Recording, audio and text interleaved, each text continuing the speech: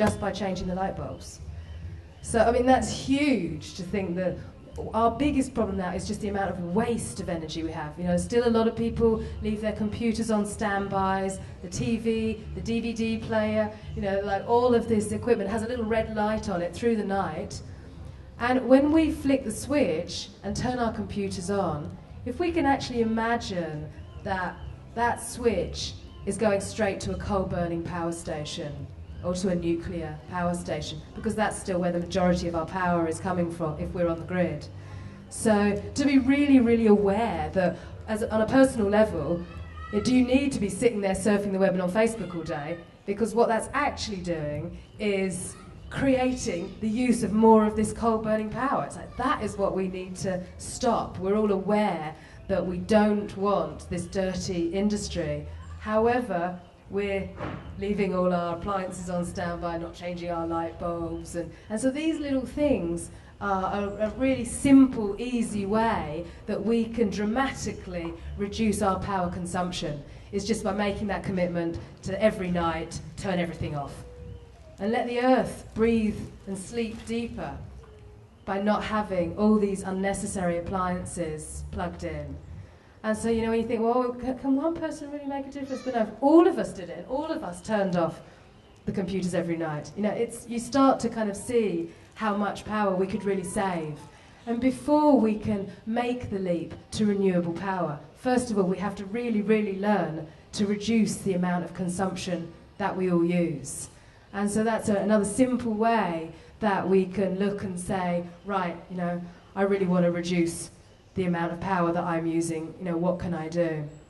So, you know, these are some simple ideas. How much time have we got left? Is there any questions?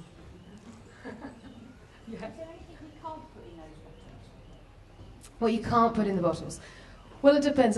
I mean, I've even been putting batteries in some countries because there's no such thing as recycling. Here, there are places where you can recycle the battery better because they can take out the stuff and use it again.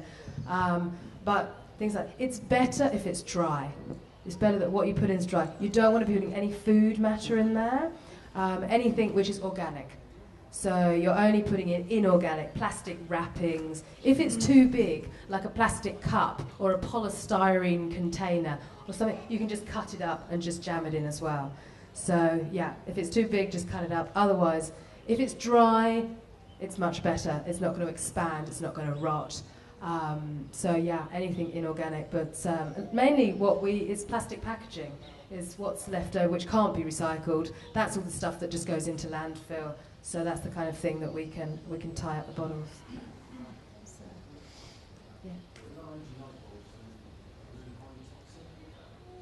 Yeah, that's been a debate about the low energy light bulbs, and there is mercury in them, but the amount of mercury in a low energy light bulb is so minuscule. I wish I could remember, I must remember the fact for this, of a thermometer, which has mercury in it.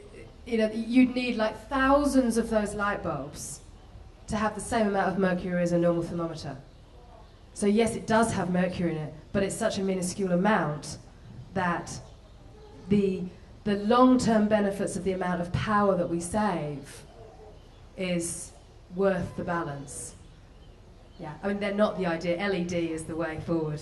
You know, it's like that's what we need to be looking. I mean, I can't say that, oh, energy light bulbs are a fantastic thing, but they are better than, you know, burning nuclear and coal. So, but yeah, LED technology and, you know, energy-saving light bulbs are definitely better than the standard ones, but yeah.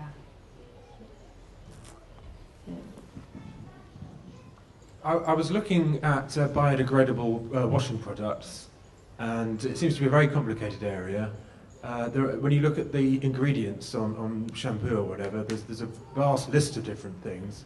As far as I can understand, sodium lauryl sulfate is one part that isn't very good because it takes a long time to biodegrade. But I mean, how would you recommend that, you know, apart from doing a very extensive internet search, are there certain brands you say you can definitely trust, like Ecover, or, you know, Faith in Nature? They're a brand that is, you know, a good brand. And another thing which really encourage is doing refills. And I've got 3 shops in Sussex now. doing refills of everything, not just laundry detergent, but shampoos, all the liquids you can just take in and just refill. So I've used the same bottle for years and years and years. I just take in the same bottle and refill it out of the large one, which is another great way. And so Faith in Nature, they do refills on large size, so I'd recommend them. As far as what's in a product, when you read the ingredients, if you don't know what it is and you don't want to eat it, don't use it. So, well, I think with washing products that you can't really apply that because, you know, even if you look at the ingredients on Ecover, I'm sure most people wouldn't understand what they were. Yeah. And you know, chemicals in themselves aren't evil. Everything's made of chemicals, but you need to establish what chemicals are bad. But certainly, I find that a lot of the waste is also in the packaging. You're quite right. So you don't need to use a shower gel in a plastic bottle that you're going to chuck away. What's wrong with soap? Yeah, packaging is a huge one. I hear of a movement which is great, that people that have been going into supermarkets have been taking off all the packaging and leaving it there with the checkout chick. And after a while, the supermarkets are not going to like that because it's going to slow down the line. You know, everyone leaves their packaging there, then the next customer can't come along. They've got to get someone's going to take the rubbish. And after a while, they're going to say, you know, is it really worth putting plastic on a cucumber because it's slowing down the line and the people don't want it? So if enough people did do that, then, you know, you could see change. Not that I, you know, support at all going into a supermarket, but that kind of way of just reducing our packaging. Another great way is to get your friends together and create a co-op. So you buy bulk. And then you can buy bulk and get it at trade price, and you can get large amounts of organic from Infinity, from Suma, from the suppliers, and you're getting it at trade price. And so that's a great way of just coming together in our networks of our own friends and saying, hey, should we buy bulk? Let's, you know, get a sack of this and, you know, a case of this. And so again, you know, it's another way of being able to like reduce the packaging. But the independent shops themselves, they're good things. If you go down to your little local Whole Food shop, you'll find that whatever they're selling in there, they've researched, and you know, it's as clean as we're going to get.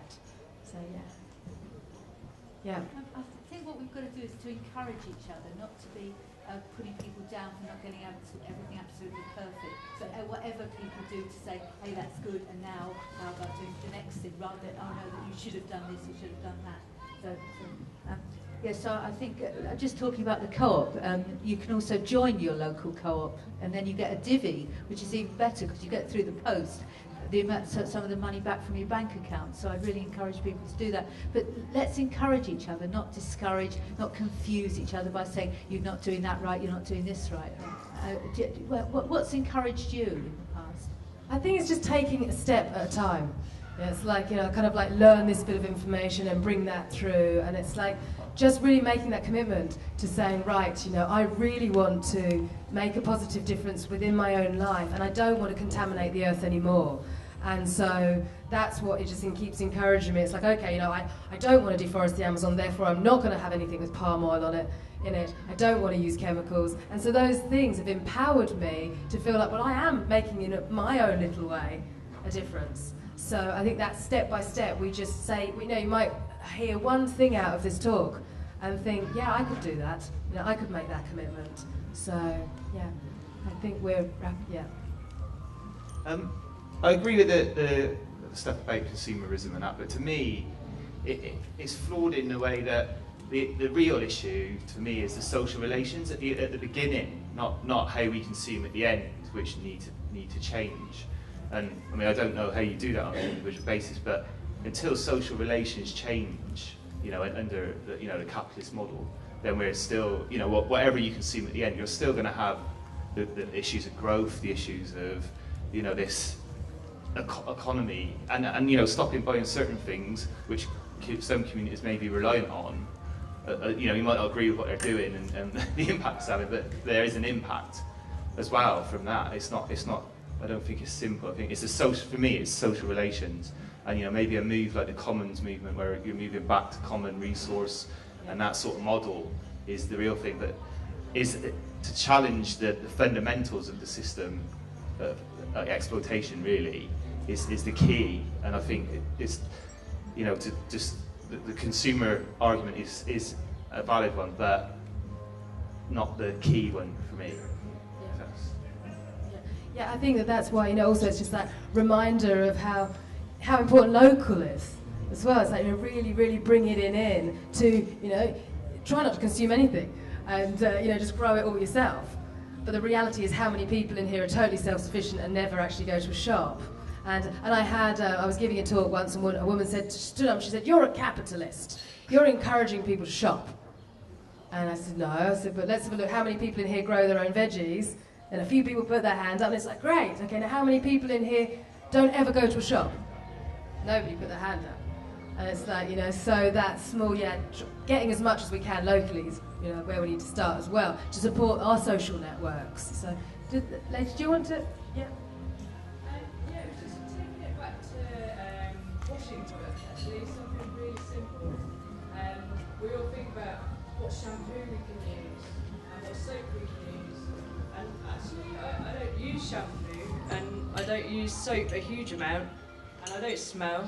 And my hair is the best it's ever been. My scalp is fantastic. And in fact, all the time that I was using shampoo products and things like that, I had really bad problems. And I think it's just, you know, stop using it. Yes, it's a simple way. Yeah. Yeah, there's definitely a few people that have, you know, shown and proven that, yeah, you know, you don't need to use it, and all you really need is a bit of baking soda and lemon juice and vinegar in the kitchen. You know, we don't actually need to buy any of these products. We can just make it all ourselves and be zero impact, but most people are not actually ready to go that whole step. So it's like, you know, starting step by step in little ways. So, yeah. That's just what That's a lot, yeah. I was just going to, that's what I wanted to say, was about, as well as buying environmental products, so many things you can make yourself so cheaply, and if you get the ingredients, like from Suma, you've got, you know, one little plastic bag of baking soda or salt that will make so many cleaning products, and it's, you know, much more friendly than the whole plastic bottle. And I wanted to sort of recommend when I first learned about it.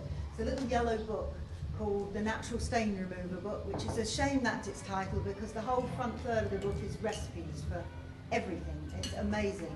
And so she says in there it's about 10 ingredients that you probably have 3/4 of them already in your kitchen, and, you know, it's a really fantastic idea. Avoid plastic bottles. So is that the natural stain remover? Natural Stain Remover Book.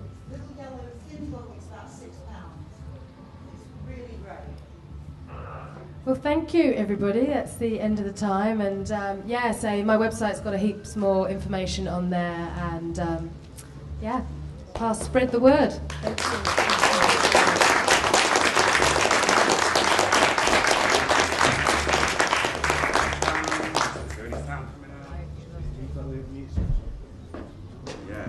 Hey, thank you, Nicola, the very inspirational Nicola Peel. Her website is eyesofgaia.com. Thank you very much for coming this morning. Next up is Nick Rosen, the author of How to Live Off-Grid, Why to Live Off-Grid, Off-Grid Living. Wonderful person, award-winning documentary maker. He'll be coming up in about 5 minutes' time, so hopefully stick around to see him. Thank you. Great book. Wonderful books. Great book from Oxfam. A good food shopping guide. It tells you if you want to buy a fridge, a computer, anything you want to buy, it tells you who's good and who's bad. And Nicola can be found still over there at the Amazonia stall, or not? You gone?